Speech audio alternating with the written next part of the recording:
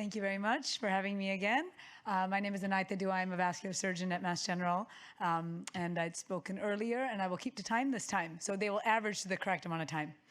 So I was tasked with talking to you about BAD, SAD, and MAC, which are the new cool, I mean, we do this a lot, right, in medicine, where we get these silly little acronyms for things that may or may not matter, and then we write about it, and how useful they are is really what's in question today. So to start out with, I am going to do what I'd want someone to do for me, which is explain what these three things are, because there's about 5 people in the world, the ones who invented them, who actually understand them to begin with. So to start out with, SAD disease is basically disease that's below the ankle, small vessel disease, which we used to think of as tibial, but nowadays it's all below the ankle. So in fact, we call above the knee now, between the knee and the ankle, bad disease or big vessel disease. And we used to think of that as SFA, but now for our purposes for CLTI, we think of that as the tibials. MAC disease occurs independently of atherosclerosis, and that's what's unique about it. So it's not stuff that's built up on the intima occluding the vessel because the lumen is affected. It's actually in that medial layer. So there's 3 layers to the artery. I always explain it to our patients like 3 layers on a cake. You've got the outside layer, which is like the trash bag that holds the strength layer, which holds everything together. The middle layer is muscle, which allows for the pulsatility. And the inner layer is like that ice skating rink, the intima, that allows the blood cells to shoot past. If you have atherosclerosis, that's because you have fatty deposits on that intimal layer, and that is essentially what SAD or bad disease really is, and it's just the anatomical location that makes it big vessel versus small. But MAC is specifically in patients that have aging, diabetes, chronic kidney disease, other vascular things. You actually get deposits within that medial layer, and they affect the leg in the same way.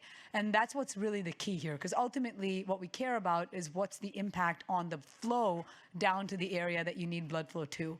So MAC causes the pulsatility aspect to go away because now you have rigidity to your medial layer. And so that stiffening of the arteries and, of course, the intimal kind of protrusion can cause reduced flow. Of course, SAD disease, which is just flat out mountains that are on your intima, blocks flow to the foot. And ultimately, the point is that you end up with reduced flow either way.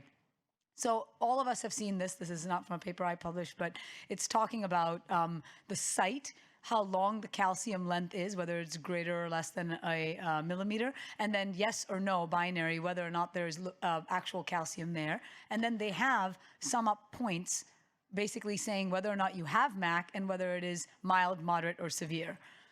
If you take that a step further, there's now this new thing, the PMAC score, or the pedal MAC score, which is looking all the way out to the toes. Essentially the same kind of concept, but on X-ray being able to quantify in some sense how much atherosclerosis, or excuse me, how much calcification you have below the ankle.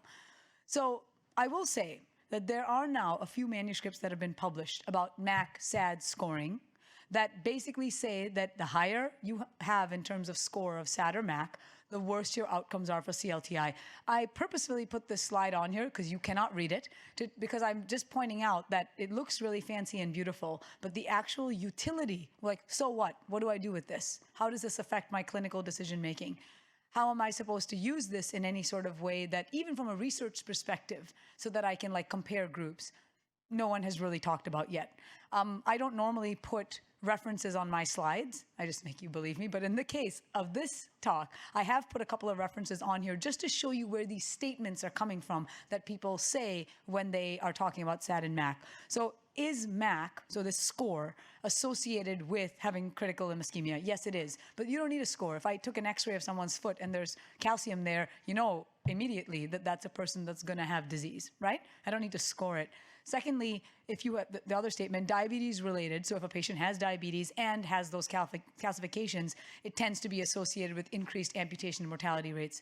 Yes, but not necessarily because the score is high, but that's an indicator of how progressive the disease is. If someone has chronic kidney disease and it's now end stage, right? And you have that calcification along those tibials and then your pedal vessels, you know that's someone that's got some serious issues and probably going to ultimately need an amputation.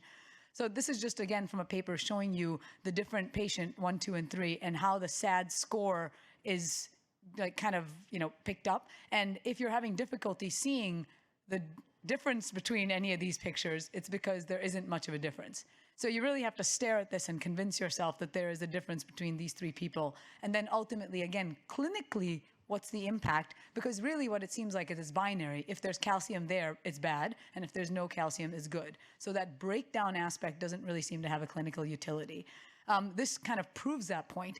In this paper that was published, looking basically at MAC versus no MAC, I mean, you can see every single patient, MAC is favoring amputation in all of these different papers going all the way back to 1988, which is just another way of saying if you have calcification on your x-ray, you have a bad outcome. So I'll end with this slide. Just because something is unique doesn't mean it's useful. At this point, unfortunately, I don't think the MAC SAD score is very useful clinically at all, other than to tell you that the patient has an issue. And maybe sitting in the room with your patient, you could say, hey, look at this calcification in your leg. We're going to have to do some fancy things for you. Maybe as DVA comes more onto the scene, we can somehow incorporate the level of calcification on the foot and say maybe you're a patient that might be good for a DVA because you have no flow distally. But at this point, we really have nothing to say that they're worthwhile scores in terms of clinical application. Thank you.